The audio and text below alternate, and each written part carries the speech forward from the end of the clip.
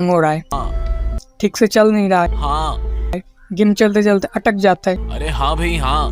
Mobile phone slow काम कर रहा है, अरे ये नहीं हो रहा है, वो नहीं हो रहा है, ससुरा अटक जाता है। अभी ये जो सारी झाड़पट्टी हो रही है ना, इसका मेन सरदार है मोबाइल का सीपीयू। जब मोबाइल का सीपीयू बॉटलनेक हो जाता है ना, तब ये सारी प्रॉब्लम्स हमें स्मार्टफोन में देखने को मिलती है। अब ये सीपीयू बॉटलनेक क्या होता है, अब इस टॉपिक को थोड़ा ध्यान से समझो। एंड्रॉइड डिवाइस का सीपीयू ऑक्टा कोर का होता है, यानी 8 कोर।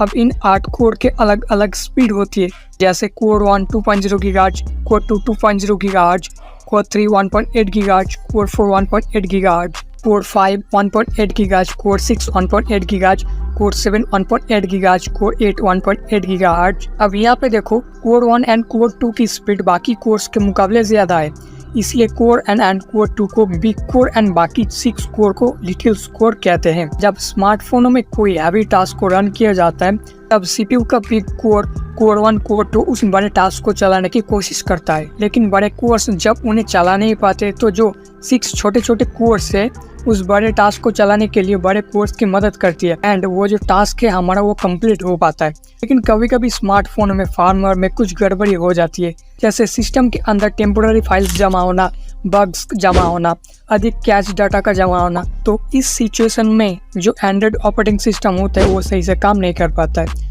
अगर हमारा ऑपरेटिंग सिस्टम ही सही से काम नहीं कर पाएगा, तो सीपीयू का काम कर पाएगा। एक एग्जांपल देता हूँ, एक फोन का सीपीयू ऑक्टा कोर का, इन सारी कोर्स की स्पीड सेम है 2.0 गीगाहर्ट्ज। इनमें से 4 कोर्स अपनी 2.0 गीगाहर्ट्ज पर चल रही है, लेकिन बाकी जो 4 कोर्स है वो 2.0 गीगाहर्ट्ज पर चलने की बजाय 1.5 गीगाहर्ट्ज पर चल रही है।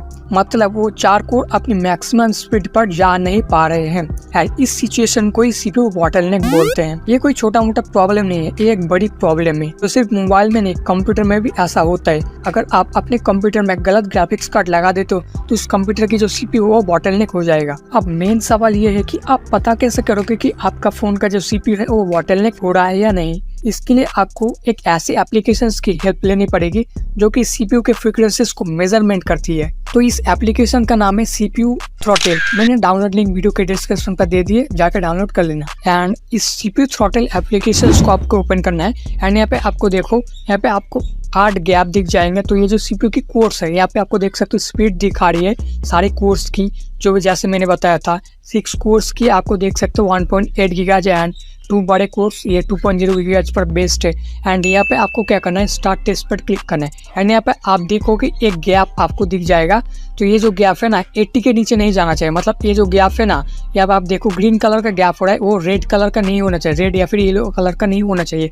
मतलब ये 80% के नीचे नहीं जाना चाहिए। एंड यहाँ पे आपको स्पीड देख सकते हो, जो सारे कोर्स अपनी फुल स्पीड पर काम कर रही है। तो अगर ऐसा होता है कि गैप आपका जो रेड हो जाते हैं या फिर येलो कलर का गैप हो जाते हैं, तो यहाँ पे आपको स्पीड पर आपको दिख जाएगी स्पीड जो है वो बॉटल हो रही है, मतलब स्पीड डाउन हो रही है, डाउन एंड अप क्लॉक हो रही है।